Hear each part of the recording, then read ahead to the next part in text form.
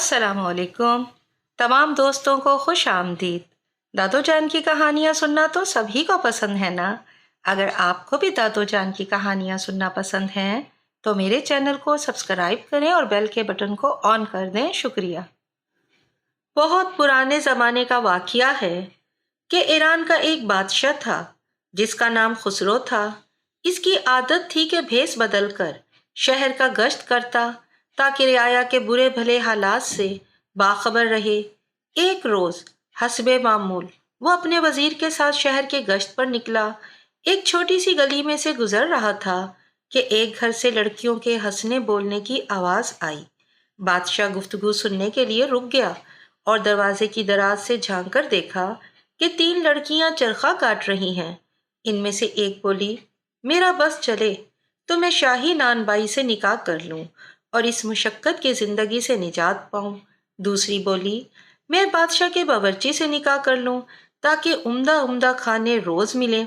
तीसरी ने कहा, बहनों, जब तुम दोनों ख्याली पुलाव पका ही रही हो तो क्यों ना मैं बादशाह से ही निकाह कर लूं कि सारा मुल्क मुझे मलका कहे। और फिर तीनों बहनें हंसने लगीं।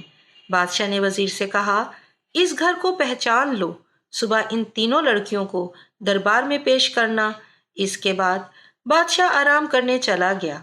अगले रोज वो तीनों लड़कियां दरबार में पेश की गईं। वो तीनों हैरान थीं कि अचानक हमें बादशाह के दरबार में क्यों बुलाया गया है। फिर जब इनसे रात का किस्सा पूछा गया तो तीनों लड़कियां डर गईं, लेकिन बादशाह खुसरो ने नरमी से कहा कि खौफ की कोई ज़रूरत नहीं, जो बात थी वो बयान करो। तीनों ने सारा वाक़या बादशाह के सामने बयान कर दिया। बादशाह ने हस्ब ख्वाहिश एक की शादी नानबाई से, दूसरी की बावर्ची से और तीसरी लड़की को अपनी मलका बना लिया। कुछ रोज़ हंसी खुशी गुजर गए, मगर आहिस्ता आहिस्ता दोनों बड़ी बहनें छोटी बहन से हसद करने लगीं और ये कोशिश करने लगीं कि किसी तरह छोटी बहन को बादशाह की नज़रों में जलील करें। लेकिन छोटी बहन इनके मकरो फरेब से नावाकिफ थी। दोनों बहनों ने मिलकर मंसूबा बनाया कि जब मलका के यहाँ बच्चा होगा हम इसको हटाकर इसकी जगह बिल्ली का बच्चा गोद में डाल देंगे और ये मशहूर कर देंगे कि बिल्ली का बच्चा पैदा हुआ है। इस तरह बादशाह नाराज होकर या तो इसको कत्ल करा देगा या घर से निकाल देगा। फिर जब मलका की तबीयत खराब हुई तो मलका ने बादशाह से अपनी बहनों को बुलाने की इजाज़त ली और इतला करा दी कि मेरे पास आ जाओ। फिर बड़ी दोनों बहनें गईं और एक बिल्ली के बच्चे का इंतज़ाम किया। मलका के यहाँ बहुत खूबसूरत लड़का पैदा हुआ। हासिद बहनों ने बच्चे को एक टोकरी में बंद करके नहर में बहा दिया। ये नहर महल के पास बाग में से गुजरती थी और मलका की गोद में बिल्ली का बच्चा रख दिया और सारे महल में मशहूर करवा दिया कि मलका के यहाँ बिल्ली जैसा बच्चा पैदा हुआ है। खुसरो को ये सुनकर बहुत गुस्सा आया और इसने मलका को कत्ल करवाना चाहा, लेकिन दाना और अक्लमंद वजीर ने रोका और कहा कि चंद दिन सब्र कीजिए, मुझे इसमें कोई राज मालूम होता है और इसमें मलका का कसूर भी क्या है। टोकरी नहर में बहती हुई जा रही थी कि बादशाह के माली की नज़र पड़ गई। इसने टोकरी को नहर से निकाल कर देखा तो इसमें एक छोटा सा बच्चा था। माली के घर में कोई औलाद न थी। वो खुशी खुशी बच्चे को लेकर घर आया और अपनी बीवी के हवाले किया। माली की बीवी ने इसे अपने ही बच्चे की तरह पालना शुरू कर दिया। टोकरी चूंकि महल की तरफ से आई थी, इसलिए माली ने इसका जिक्र किसी से न किया कि मुमकिन है कि कोई बादशाही राज हो। बच्चा पलता रहा, यहाँ तक कि 1 साल का हो गया। दूसरे साल मलका के यहाँ दूसरे बच्चे की विलादत हुई। बदनसीब मलका ने लाइल्मी से फिर अपनी बहनों को इस मर्तबा भी बुलवाया। इस दफ़ा उन्होंने मुर्दा कुत्ते का पिल्ला रख दिया और मशहूर कर दिया कि मुर्दा कुत्ते का बच्चा पैदा हुआ है और असली बच्चे को टोकरी में बंद करके नहर में बहा दिया। इस दफ़ा भी इत्तफाकन फिर माली को टोकरी मिल गई और इस बच्चे को माली अपने घर ले गया और इसकी परवरिश करने लगा। तीसरे साल मलका के यहाँ लड़की पैदा हुई, मगर हासिद बहनों ने उसको भी मुर्दा चूहा मशहूर कर दिया। कज़ाए कुदरत से लड़की भी माली को ही मिल गई। इसने उसे भी रख लिया। बादशाह ने नाराज़ होकर मलका को एक लोहे के पिंजरे में बंद करके शहर की मस्जिद के दरवाजे पर रखवा दिया ताकि हर आने वाला इसके मुंह पर थूके, जो इनकार करे उसको कत्ल कर दिया जाए। लोग मजबूरन मलका के मुंह पर थूकते और बादशाह के जुल्म को बुरा समझते। तीनों बच्चे माली के यहाँ परवरिश पाते रहे। माली ने तालीम और तरबियत शहजादों जैसी कराई। लड़की भी उसी तरह पढ़ती रही जैसे शहजादों का कायदा है। बड़े लड़के का नाम माली ने बाहमन रखा, छोटे का परवेज और छोटी लड़की का परीजाद रखा, और इसी नाम से हर एक मशहूर हुआ। उसी जमाने में मालन का इत्तफाकन बीमार होकर इंतकाल हो गया। बच्चों को इतना ही गम हुआ जैसे सगी माँ का होता है, क्योंकि वो उसी को ही अपनी माँ समझते थे। और वक़्त के साथ साथ सब बच्चे पढ़ लिख कर जवान हो गए। माली भी रुपए पैसे वाला था। उसने बादशाह से इजाज़त लेकर एक बड़ा महल जैसा घर तामीर करवाया और बहुत बड़ा बाग बनवाया, जिसमें एक चिड़िया खाना भी था, और तीनों बच्चों के साथ इसमें रहने लगा। अभी यहाँ रहते ज़्यादा दिन न हुए थे कि एक दिन बानी भी मर गया। बच्चे बहुत ही परेशान हुए, लेकिन क्या हो सकता था, आखिर सब्र करके बैठ गए। दोनों भाई सैरो शिकार के लिए जाते और परीजात बाग में अपना दिल बहलाती या कभी गाना गाती। इत्तफाकन मलका की दोनों बहनों को इनका पता चल गया। इनकी आतिशे हसद भड़क उठी। उन्होंने आपस में मशवरा किया कि मलका का तो खूब इंतज़ाम हो गया है, लेकिन अगर ये तीनों बच्चे जिंदा रहे तो किसी ना किसी वक्त राज खुल जाएगा, लिहाजा इनको यहाँ से चलता करो। चुनाचे उन्होंने कुटनी को बुलाकर इसको अपने इरादे से आगाह किया। उसने कहा, तुम इत्मीनान रखो, मैं इन तीनों को ऐसे यहाँ से हटाऊंगी कि किसी को कानो कान खबर ना होगी। एक रोज बहमन और परवेज शिकार को गए हुए थे। कुटनी इनके घर आई और परीजाद से नमाज की इजाज़त लेकर वजू करके नमाज पढ़ने लगी। परीजाद उसकी नेकी से मुतासिर हुई और बहुत इसरार करके इसको अपना बाग दिखाने के लिए ले गई। कुटनी बाग देखकर कहने लगी, यूं तो हर चीज मौजूद है, लेकिन इसमें 3 चीजों की कमी है। अगर वो मिल जाए तो फिर ये एक बेमिसाल बाग होगा।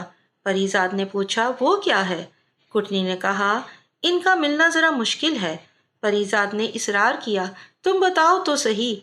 बुढ़िया ने कहा, इसमें बोलती चिड़िया, गाता हुआ दरख्त और सुनहरी चश्मे के पानी की नहर है। अगर वो भी आ जाएं तो फिर ये बाग जन्नत का नमूना बन जाए।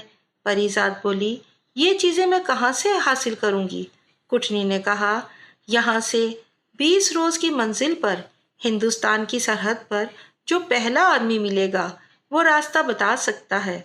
अगर हिम्मत वाला आदमी हो वो ही इन नवादरात को पा सकता है, नहीं तो यूं लाखों आदमी दुनिया में भेड़ बकरियों की तरह फिर रहे हैं। बुढ़िया शौक की आग भड़काकर रफू चक्कर हो गई, लेकिन परीजाद एक गहरी सोच में पड़ गई। शाम को जब दोनों भाई शिकार से वापस आए तो खिलाफे मामूल बहन को फिक्रमंद पाया। हाल पूछा तो उसने सारी बात बता दी। बाहमन ने कहा, तुम इतना रंज क्यों करती हो? मैं जाता हूँ बहन, ये सब चीज़ें ले आऊँगा। अगले रोज़ बाहमन सफ़र को तैयार हुआ और बहन को एक खंजर निकाल कर दिया कि ये मेरी निशानी है। जब तक ये साफ है समझना मैं खैरियत से हूँ। जब देखो कि ये मैला हो गया तो इस वक्त समझ लेना कि मुझे कोई मुसीबत पेश आई है, और अगर खून आलूद हो जाए तो समझ लेना कि मैं इस दुनिया में नहीं रहा हूँ। फिर भाई बहन से रुखसत होकर 20 रोज़ इसी सिमत चलता रहा जो कुटनी ने बताया था। 21वें रोज़ सरहद पर इसको एक कुटिया नजर आई। सीधा वहां पहुंचा। अंदर गया तो देखा वहां एक फकीर बैठा है और इसका चेहरा बालों से छुपा हुआ है। बाहमन ने जेब से कैंची निकालकर फकीर का खत बनाया और फिर अदब से सलाम किया। फकीर खुश हुआ और कहने लगा, बाबा यहाँ कैसे आना हुआ? बाहमन ने अपना मुद्दा बयान किया और कहा कि अपनी बहन के लिए बोलने वाली चिड़िया, गाने वाला दरख्त, सुनहरे पानी के चश्मे की तलाश है। फकीर ने सर्द आह भरकर कहा, बेटा मुझे रास्ता तो मालूम है, लेकिन वहाँ खतरात बहुत हैं। चूँकि तुमने मेरी खिदमत की है मैं तुम्हें इस काम से मना करता हूँ। बहुत से आदमी इस तलाश में गए लेकिन वापस कोई ना आया। بہمن نے بہت اصرار کیا تو فقیر نے اپنی گدڑی سے ایک گیند نکال کر دی اور کہا کہ اس کو زمین پر ڈال دو، یہ جہاں جائے اس کے پیچھے چل دو، جہاں یہ رک جائے تم بھی وہاں اپنے گھوڑے سے اتر جانا، سامنے ایک پہاڑ ہوگا، اس پہاڑ پر چڑھ جانا، جب تم پہاڑ پر چڑھو گے تو ہر طرف سے عجیب و غریب آوازیں آئیں گی اور تمہیں اپنی طرف متوجہ کریں گی، مگر کوئی نظر نہیں آئے گا۔ اس وقت ضبط سے کام لینا اور ہمت رکھنا، اگر تم نے پیچھے مڑ کر دیکھا تو پتھر کے ہو جاؤ گے، اور آگے چلے گئے تو تمہاری مطلوبہ چیزیں موجود ہوں گی، لے کر چلے آنا۔ بہمن نے فقیر کا شکریہ ادا کیا اور گیند زمین پر ڈال کر خود اس کے پیچھے روانہ ہو گیا۔ گیند پہاڑ کے درمیان ٹھہر گئی، بہمن گھوڑے سے اترا اور پہاڑ پر چڑھنے لگا۔ ابھی چند ہی قدم چڑھا تھا کہ چاروں طرف سے شور مچ گیا، گالیوں کی آوازیں آنے لگیں، بھاگو، پکڑو پکڑو۔ بہمن سب کو سنتا رہا اور چلتا رہا۔ جب اوپر چڑھا تو بہت لان تان سن کر بہمن کا خون کھول اٹھا۔ چند قدم اور آگے بڑھا، بالکل برابر سے کسی نے بڑی سخت گالی دی اور بہمن تلوار لے کر پلٹا تو وہاں کوئی نہیں تھا، لیکن خود پتھر کا ہو گیا۔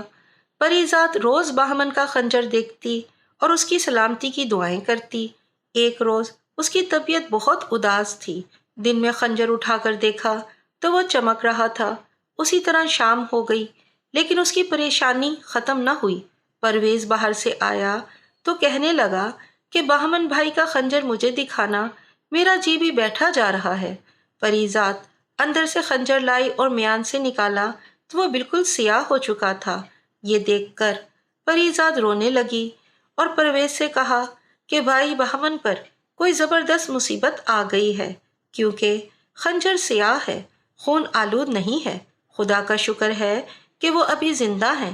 پرویز بہت پریشان ہوا اور بہن کو تسلی دیتے ہوئے کہا کہ میں ابھی بہمن کی تلاش میں جاتا ہوں۔ پری ذات نے کہا بھائی میں اکیلے کیسے رہوں گی؟ پرویز کہنے لگا میں تمہیں خدا کے سپرد کر کے جا رہا ہوں، لیکن سوچو اگر اس وقت بہمن کی مدد نہ کی گئی تو بھائی کا کیا ہوگا؟ اس کے بعد دونوں بہن بھائی مل کر بہت روئے۔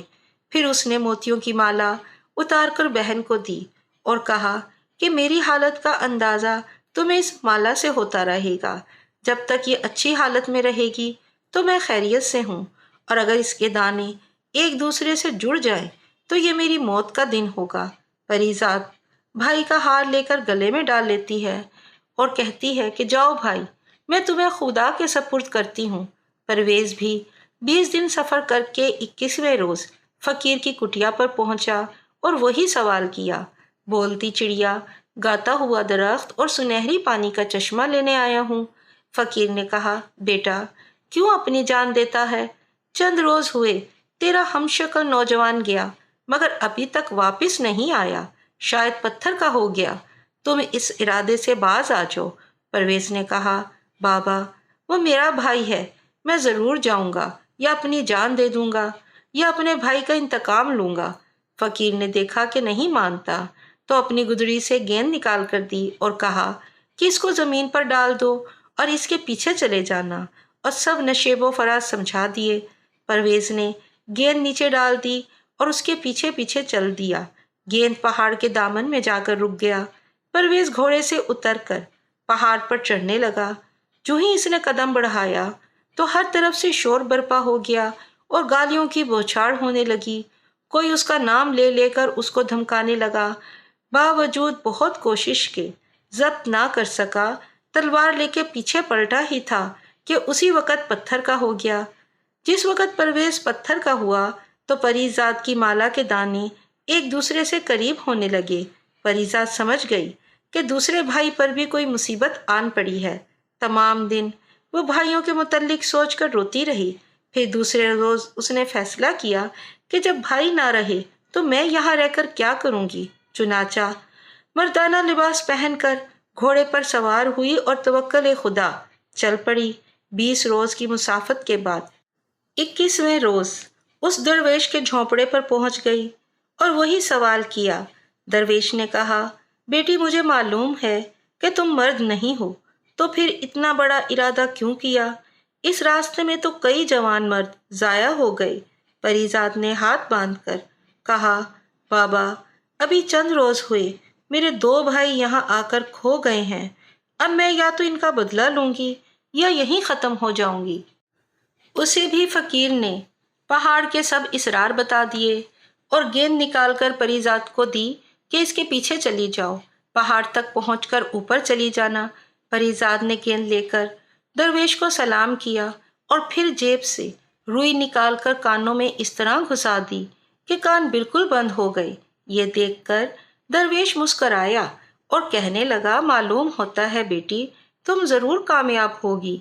ये तरकीब आज तक किसी की भी समझ में नहीं आई। इस तरह न कान में आवाजें आएंगी और न तू धोखा खाएगी। जाओ, खुदा तुम्हारी मदद करे। परीजाद गेंद के साथ साथ रवाना हुई और पहाड़ के दामन में पहुंचकर घोड़े से उतरी, कानों की रुई दोबारा ठीक की, फिर पहाड़ पर चढ़ने लगी और हर तरफ से आवाजें बुलंद हुई, मगर परीजाद के तो कान बंद थे, कुछ सुनाई ही न देता था। वो बेखतर पहाड़ की चोटी पर पहुंच गई। वहां एक चिड़िया का पिंजरा था। परीजाद ने अपने कानों से रुई निकाली तो सुना कि चिड़िया शोर मचा रही है। इसको पकड़ लो, ये चोर है। परीजाद ने बढ़कर चिड़िया का पिंजरा उतार लिया। चिड़िया खामोश हो गई। कुछ देर बाद बोली, अब मैं आपकी गुलाम हूँ। परीजाद ने कहा, गाने वाला दरख्त कहाँ है? चिड़िया ने उसका पता बताया और कहा कि इसकी शाख तोड़ लो, वही काफी है। परीजाद ने उस दरख्त की शाख तोड़ ली, फिर सामने के चश्मे से वहीं रखे हुए घड़े में चश्मे का पानी भर लिया। फिर परीजाद ने चिड़िया से पूछा कि मेरे भाई जो पत्थर के हो गए हैं किस तरह अच्छे होंगे? चिड़िया बोली, ये सब तिलिस्म का खेल है। इसी चश्मे का पानी डालो, फिर खुदा की कुदरत देखो। मेरे परीजाद ने अपने भाइयों को पहचान कर पहले इन पर चश्मे का पानी डाला। वो उसी वक़्त असली हालत में आ गए और बहन से मिलकर बहुत खुश हुए। इसके बाद उन्होंने वहां मौजूद तमाम आदमियों पर भी चश्मे का पानी छिड़का जो पत्थर के बने हुए थे। पानी पड़ते ही सब हुक्म खुदा से असली हालत में आ गए और परीजाद का बेहद शुक्रिया अदा किया। उसके बाद सब पहाड़ से नीचे उतरे तो देखा कि घोड़े खड़े हिनहना रहे हैं। सबने अपने अपने घोड़ों को पहचाना और अपने अपने रास्ते पर चल पड़े। वापसी में देखा कि वहां ना तो फकीर न उसकी कुटिया, साफ मैदान पड़ा है। परीजाद कहने लगी कि ये फकीर ही तिलिस्म से मुतल्लिक था। जब तिलिस्म खत्म हो गया तो वो भी गायब हो गया। उसके बाद उसने सब नौजवानों को रुखसत किया और अपने भाइयों के साथ अपने नवादिरात लेकर अपने वतन रवाना हुई। घर आकर उसने गाने वाले दरख्त की शाख अपने बाग में एक मौजू जगह पर लगा दी और एक उम्दा हौज बनवा कर उसमें चश्मे का पानी डाल दिया। जब अगले दिन देखा तो उस शाख की बजाय पूरा दरख्त खड़ा था और उसमें अजीब व गरीब सुर्ख फूल फूट रहे थे और हौज पानी से लबरेज था और फवारा जोर से चल रहा था। बारादरी में चिड़िया का पिंजरा लटक रहा था और चिड़िया बड़ी उम्दा उम्दा बातें करती थी। सारे शहर में इन चीज़ों की शोहरत हो गई। लोग आ आकर इन चीज़ों को देखते और हैरान रह जाते। एक रोज़ बाहमन और परवेज शिकार खेलकर वापस आ रहे थे कि रास्ते में बादशाह की सवारी मिल गई। हर चंद कोशिश करी कि बादशाह से सामना ना हो, मगर मजबूरन सामना हो गया और बहुत मुअद्दिब होकर खड़े हो गए। जब बादशाह करीब से गुजरा तो झुककर ताज़ीम बजा लाए। उनको देखकर बादशाह की तबीयत खुद ब खुद खिंचने लगी। चुनाचे सवारी देखकर दरियाफ्त किया कि तुम किसके लड़के हो? उन्होंने अर्ज किया, हजूर माली के लड़के हैं और फलां जगह हजूर की इजाज़त से महल तैयार किया था, उसमें रहते हैं।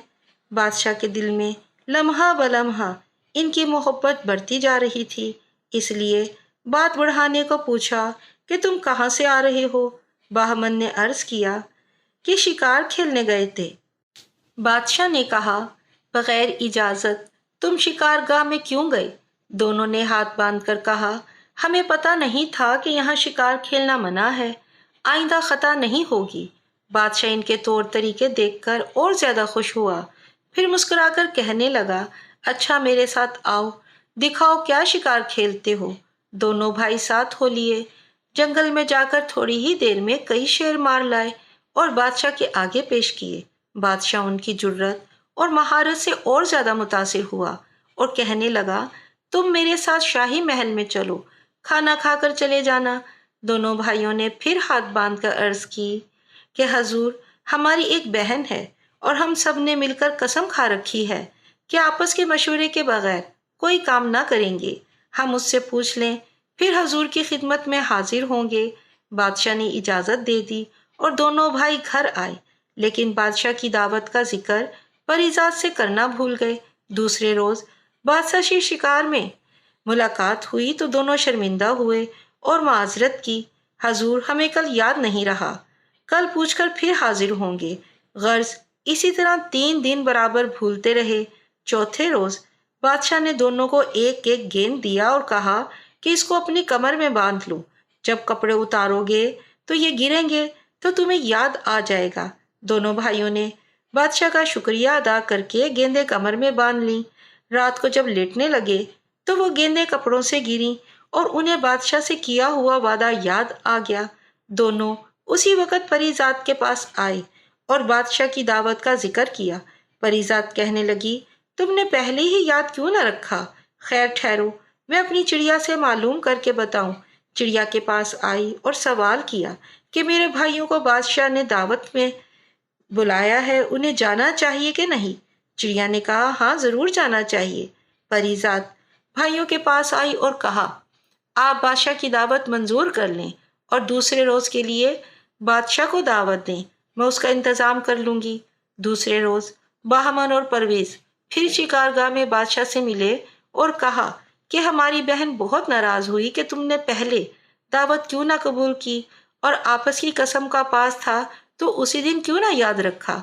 बादशाह ने हंसकर कहा, कोई बात नहीं, इसमें भी कुछ बेहतरी होगी। फिर वो उन दोनों भाइयों को लेकर महल सिरा में दाखिल हुआ। रास्ते में लोगों ने देखा तो बहुत हैरान हुए, ये कहाँ के शहजादे हैं? लोग उनके हुस्न और जमाल को देखकर खुश हुए। बादशाह बहमन और परवेज को लेकर एक कमरे में आया। फिर दस्तरख्वान में खाना चुना गया। सब ने मिलकर खाना खाया। बादशाह की हालत थी कि जी चाहता कि दोनों उसकी नजरों के सामने रहें जब तक खाना खाया जाता रहा। बादशाह बराबर कनखियों से इन दोनों को देखता रहा। खाने के बाद महफिल रक्सो सरूर मुनक्किद हुई।